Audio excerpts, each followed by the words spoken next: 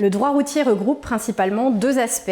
Un volet pénal lorsqu'il s'agit de parler des contraventions et des délits routiers que peuvent commettre les conducteurs de véhicules à moteur soumis aux règles du code de la route, amende, convocation en justice, composition pénale, ordonnance pénale et toutes les peines de suspension, annulation de permis, interdiction de conduire un véhicule, dispositif 2AD pour éthylotest anti-démarrage. Un volet administratif qui concerne la gestion par les autorités du nombre de points des titulaires de permis ainsi que les mesures administratives type rétention, suspension, invalidation du permis pour solde de points de vue.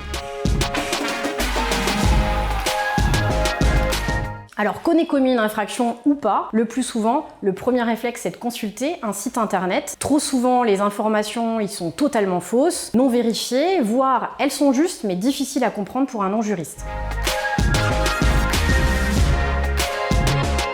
Les règles en matière de droit routier sont complexes et combinent la procédure judiciaire avec l'enchaînement culpabilité, condamnation, peine de toutes sortes, et la procédure administrative, rétention, suspension, invalidation du permis et retrait de points. Ces procédures s'articulent et ont des conséquences l'une sur l'autre. Les conducteurs n'ont d'ailleurs pas toujours conscience de cette connexité, car il existe des situations dans lesquelles cela ne leur est pas rappelé par les autorités.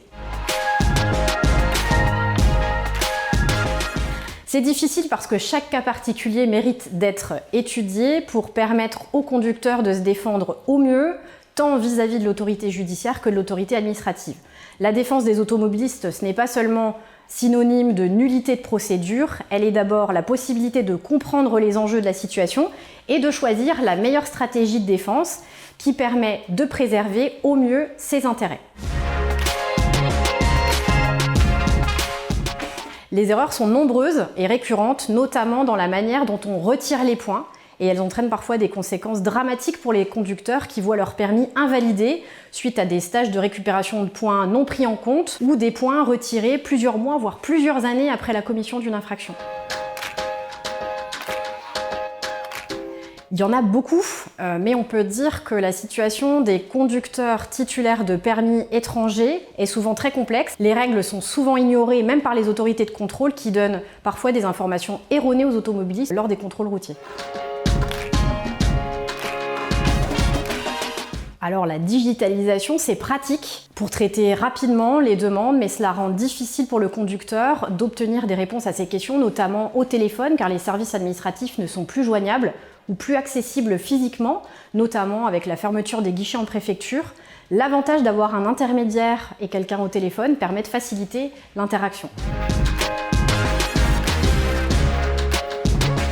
Le permis est un outil indispensable à la vie familiale et surtout professionnelle au quotidien. Il faut à tout prix éviter de commettre des erreurs souvent irrattrapables, comme le paiement immédiat d'un avis de contravention.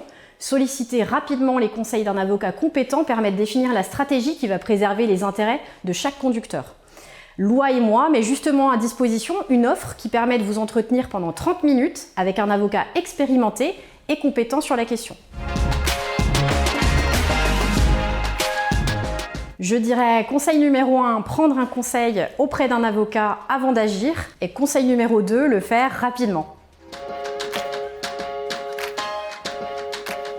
On n'agit pas sans avoir pris un conseil avisé, on ne se décourage pas, on se prend en main, on se prépare au mieux à faire face de manière cohérente et organisée, quelle que soit la situation.